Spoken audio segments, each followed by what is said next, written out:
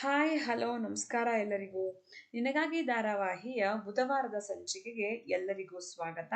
ಹಿಂದಿನ ಸಂಚಿಕೆಯಲ್ಲಿ ಏನಾಯ್ತು ಅಂತ ಒಂದು ಸ್ಮಾಲ್ ರೀಕ್ಯಾಪ್ನ ನೋಡ್ಕೊಂಬರೋಣ. ಮಳೆಯಲ್ಲಿ ನೆನಿತಾ ಇರೋ ನಿಹಾರಿಕಾನ ಮನೆಗೆ ಬಾ ಅಂತ ರಚನಾ ಕರ್ಕೊಂಬರ್ತಾಳೆ. ಆದ್ರೆ ಹಠ ಬಿಡದೆ ರಚನಾ ಜೀವ ಮತ್ತು ಕೃಷ್ಣಗೆ ನಿಹಾರಿಕಾಯಿಂದ ಸಾರಿ ಕೇಳೋ ತರಾನು ಮಾಡ್ತಾಳೆ. ಮನೋಹರ್ ತಾಳಿಶಾಸ್ತ್ರ ನಡೆಯೋ ಟೈಮಲ್ಲಿ ಶಾರ್ಟ್ ಸರ್ಕ್ಯೂಟ್ ಇಂದ ಕರ್ಟನ್ಗೆ ಬೆಂಕಿ ಬೀಳೋ ತರ ರಿಮೋಟ್ ಕಂಟ್ರೋಲ್ ಎಲೆಕ್ಟ್ರಿಕಲ್ ಬಾಕ್ಸ್ ನ ರೆಡಿ ಮಾಡ್ತಾನೆ. ವಜ್ರೇಶ್ವರಿ ಮತ್ತು ಮನೆಯವರೆಲ್ಲ ಶಾಸ್ತ್ರಕ್ಕೆ ಬೇಕಾಗಿರೋ ತಯಾರಿನ ಮಾಡ್ಕೋತಾರೆ. ಜನಾರ್ದನ್ ಕೋರ್ಟ್ ಕೌನ್ಸಿಲರ್ ಜೊತೆ ಮನೆಗೆ ಬರ್ತಾರೆ.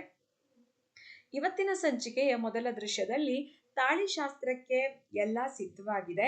ರಚನಾ ಮತ್ತು ಜೀವ ಇಬ್ರು ತುಂಬಾ ಕಾನ್ಫಿಡೆಂಟ್ ಆಗಿ ಇದ್ದಾರೆ. ಮನೋಹರ್ ಪ್ಲಾನ್ ನ ನಂಬಿ ಹೇಗೂ ಶಾಸ್ತ್ರ ನಡೆಯಲ್ಲ ಅಂತ ಇಬ್ರು ಅಂದ್ಕೊಂಡಿದ್ದಾರೆ. ಜನಾರ್ದನ್ ಕೋರ್ಟ್ ಕೌನ್ಸಿಲರ್ ಜೊತೆ ಮನೆಗೆ ಬಂದು ಶಾಸ್ತ್ರನ ರೆಕಾರ್ಡ್ ಮಾಡ್ಕೊಳ್ಳೋಕೆ ರೆಡಿಯಾಗಿದ್ದಾರೆ. ಕೃಷ್ಣ ರಚನಾ ಮತ್ತು ಜೀವನ ಹಸೆಮಣೆಗೆ ಕರ್ಕೊಂಡ್ಬರ್ತಾಳೆ. ಗಂಡು ಹೆಣ್ಣನ್ನ ಹಸೆಮಣೆ ಮೇಲೆ ಕೂರಿಸಿ ಜೀವ ಕೈಗೆ ತಾಳಿ ಕೊಡ್ತಾರೆ. ಜೀವ ರಚನಾ ಮುಖದ ಹತ್ರ ತಾಳಿ ಹಿಡ್ಕೊಂಡು ಮನೋಹರ್ ಕಡೆ ರಿಮೋಟ್ ಬಟನ್ ಪ್ರೆಸ್ ಮಾಡಿ ಅನ್ನೋ ತರ ನೋಡ್ತಾನೆ. ಆದ್ರೆ ರಿಮೋಟ್ ವರ್ಕ್ ಆಗದೆ ಹೋದಾಗ ಮನೋಹರ್ ತಬ್ಬಿಬ್ಬಾದ್ರೆ ರಚನಾ ಮತ್ತು ಜೀವ ಗಾಬರಿ ಆಗ್ತಾರೆ.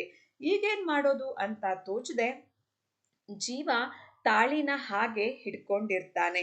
ಆಗ ರಚನಾ ಸಣ್ಣ ಸ್ವರದಲ್ಲಿ ನಮ್ ಹಿಂದೆ ಇರೋ ಕರ್ಟನ್ಗೆ ಯಾಕೆ ಇನ್ನು ಬೆಂಕಿ ಬಿದ್ದಿಲ್ಲ ಅಂತ ಕೇಳಿದಾಗ ಏನೋ ಪ್ರಾಬ್ಲಮ್ ಆಗಿದೆ, ಅದಕ್ಕೆ ರಿಮೋಟ್ ವರ್ಕ್ ಆಗ್ತಾ ಇಲ್ಲ ಅಂತ ಜೀವ ಹೇಳ್ತಾನೆ.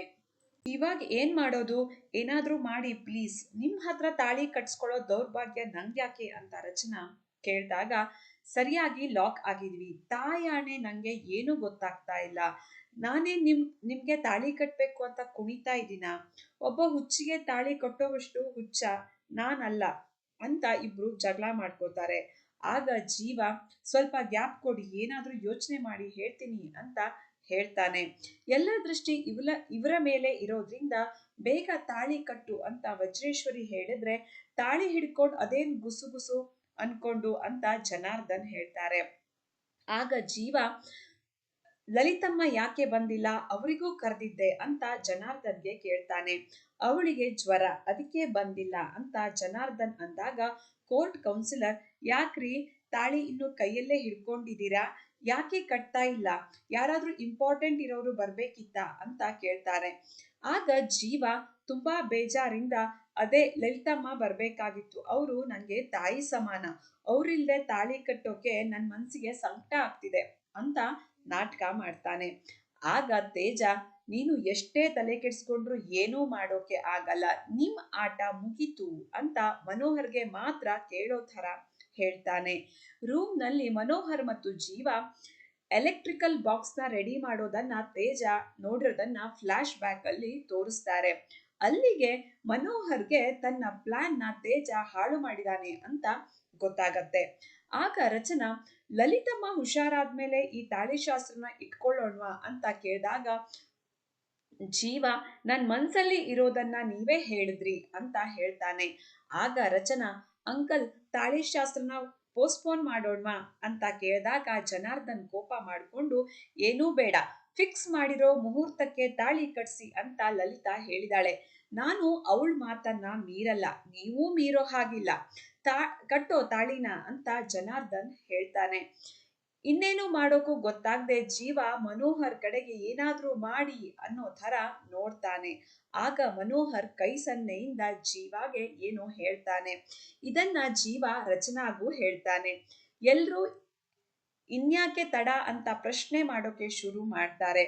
ಇದಕ್ಕೆ ಸರಿಯಾಗಿ ಮನೋಹರ್ ವಜ್ರೇಶ್ವರಿ ಹಿಂದ್ಗಡೆ ಹೋಗಿ ನಿಂತ್ಕೋತಾನೆ. ಹಾಗೂ ಹಿಂದೆಯಿಂದ ವಜ್ರೇಶ್ವರಿ ಕುಂಕುಮದ ಪ್ಲೇಟ್ ಮೇಲೆ ಬೀಳೋ ತರ ಮಾಡ್ತಾನೆ. ಕೋರ್ಟ್ ಕೌನ್ಸಿಲರ್ ರೆಕಾರ್ಡ್ ಮಾಡ್ತಾ ಇರೋ ಮೊಬೈಲ್ ವಜ್ರೇಶ್ವರಿ ಕಡೆಗೆ ಫೋಕಸ್ ಆಗತ್ತೆ. ವಜ್ರೇಶ್ವರಿ ಮುಖ ಎಲ್ಲ ಕುಂಕುಮ ಆಗೋಗತ್ತೆ. ಎಲ್ಲರ ಗಮನ ವಜ್ರೇಶ್ವರಿ ಕಡೆ ಇದೆ ಅಂತ ಕನ್ಫರ್ಮ್ ಮಾಡಿಕೊಂಡು ಟೈಮ್ ಗ್ಯಾಪ್ ಅಲ್ಲಿ ಮನೋಹರ್ ಸನ್ನೆ ಮಾಡಿ ರಚನಾಗೆ ತಾಳಿ ಕಟ್ಟು ಅಂತ ತಾಳಿ ಹಾಕೋ ಅಂತ ಹೇಳ್ತಾನೆ.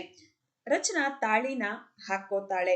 ಹಸೆ ಮಣೆಯಿಂದ ಎದ್ದು ರಚನಾ ಮತ್ತು ಜೀವ ವಜ್ರೇಶ್ವರಿ ಹತ್ರ ಬರ್ತಾರೆ. ಅಮ್ಮ ಮುಖ ತೊಳ್ಕೊಂಡ್ ಬರೋಣ ಅಂತ ಹೇಳಿದಾಗ ಮುಖ ಆಮೇಲೆ ತೊಳಿಬಹುದು, ಮುಹೂರ್ತ ಮೀರೋದ್ರೊಳಗೆ ತಾಳಿ ಕಟ್ಟಿಸ್ಕೋ ಅಂತ ವಜ್ರೇಶ್ವರಿ ಕೋಪ ಮಾಡ್ಕೊಂಡು ಹೇಳ್ತಾಳೆ. ಆಗ ಜನಾರ್ದನ್, ನೀವು ಬಿದ್ದ ಗಾಬ್ರಿಲಿ ಮುಹೂರ್ತನೇ ಮರ್ತು ಹೋದ್ವಿ, ನೀವು ತಾಳಿ ಕಟ್ಟುವುದನ್ನ ಮುಂದುವರಿಸಿ ಅಂತ ಹೇಳಿದಾಗ ಕೋರ್ಟ್ ಕೌನ್ಸಿಲರ್ ಬೇಗ ಬೇಗ ತಾಳಿ ಕಟ್ಟಿ ಅಂತ ಮೊಬೈಲ್ನ ರೆಕಾರ್ಡ್ ಮಾಡೋಕೆ ಅಂತ ಹಿಡ್ಕೋತಾರೆ. ಆಗ ಜೀವ, ತಾಳಿನ ನಾನು ಆಗ್ಲೇ ಕಟ್ಬಿಟ್ನಲ್ಲ ಅಂತ ಅಂದಾಗ ಎಲ್ರಿಗೂ ಶಾಕ್ ಆಗತ್ತೆ. ಯಾವಾಗ ಜೀವ ರಚನಾ ಕೊರಳಿಗೆ ತಾಳಿ ಕಟ್ಬಿಟ್ಟ, ನಾವೆಲ್ಲ ಇಲ್ಲೇ ಇದೀವಿ, ಯಾರೂ ನೋಡಿಲ್ಲ ಅಂತ ಎಲ್ರೂ ಅನ್ಕೋತಾರೆ. ಇಲ್ಲಿಗೆ ಇವತ್ತಿನ ಸಂಚಿಕೆ ಮುಕ್ತಾಯ ಆಗುತ್ತದೆ. ತಾಳಿಶಾಸ್ತ್ರ ಅನ್ನೋ ಬೀಸೋ ದೊಣ್ಣೆಯಿಂದ ತಪ್ಪಿಸ್ಕೊಂಡಿದ್ದಾಯ್ತು. ಮುಂದೇನು? ಮನೋಹರ್ ಮಾಡಿರೋ ಪ್ಲಾನ್ ಗೊತ್ತಾಗಿರೋ ತೇಜ ಮುಂದೇನ್ ಮಾಡ್ತಾನೆ? ಎಲ್ರೂ ಅಲ್ಲೇ ಇದ್ದು ಯಾರು ಕಣ್ಣಾರೆ ನೋಡದೆ ಇರೋ ತಾಳಿಶಾಸ್ತ್ರನ ಕೋರ್ಟ್ ಕೌನ್ಸಿಲರ್ ಒಪ್ಕೋತಾರಾ ಅನ್ನೋದನ್ನ ಮುಂದಿನ ಸಂಚಿಕೆಯಲ್ಲಿ ಕಾದು ನೋಡೋಣ. ಈ ವಿಡಿಯೋ ನಿಮ್ಗೆ ಇಷ್ಟ ಆಗಿದ್ರೆ ಲೈಕ್ ಮಾಡಿ, ಶೇರ್ ಮಾಡಿ, ಸಬ್ಸ್ಕ್ರೈಬ್ ಮಾಡಿ ಹಾಗೂ ಪಕ್ಕದಲ್ಲಿರೋ ಬೆಲ್ ಐಕನ್ನ ಪ್ರೆಸ್ ಮಾಡಿ. Thank you.